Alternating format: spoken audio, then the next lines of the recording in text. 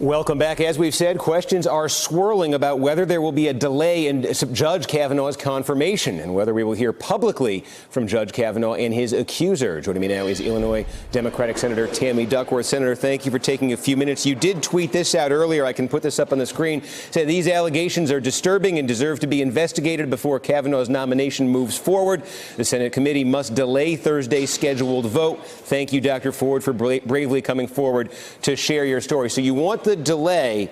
My question is, there seems to be some debate here about how her allegations should be aired. Do you want a full public hearing similar to what we saw with Anita Hill and Clarence Thomas in 1991, where they both appear before the committee in full public session, cameras rolling?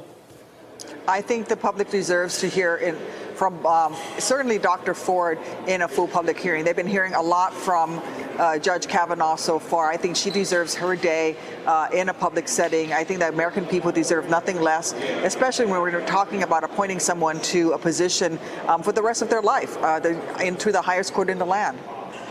In terms of the timetable, then, what is reasonable here? Thinking back to 91, the Anita Hill allegation came out on the 6th of October. The committee reconvened for more hearings. They were held the 12th to 14th, basically a week later. Is that roughly the timetable you have in mind here when you talk about a delay in hearings?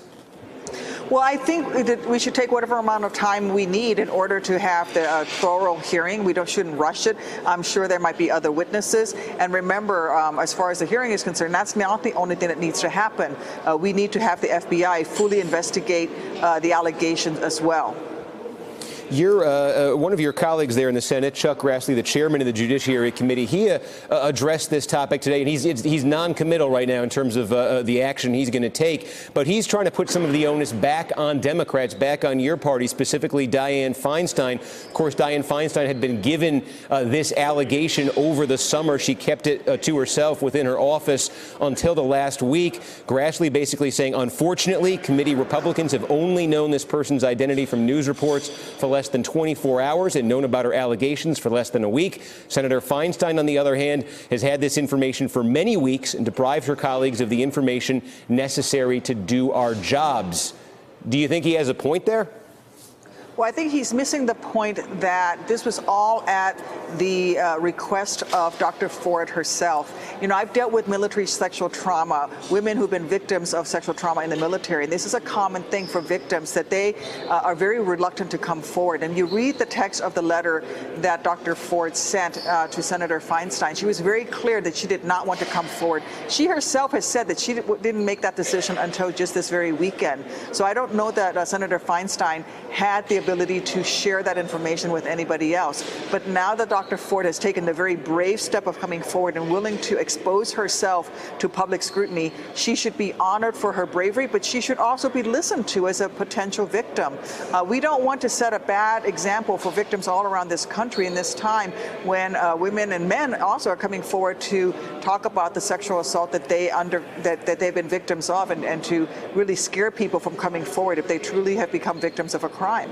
Yeah, I think that's an interesting point you're making, because there has been, I'd seen at least initially, it may be dying down a little bit right now, but some pretty loud criticism on the left, at least initially, of Dianne Feinstein and her decision not to turn that information over to make it public initially. In her situation, is that how you would handle it if you were given information from a woman who said, this happened to me, I'm telling you about it, but I don't want you telling your colleagues, I don't want you bringing it up in these hearings? Is that how you would handle it?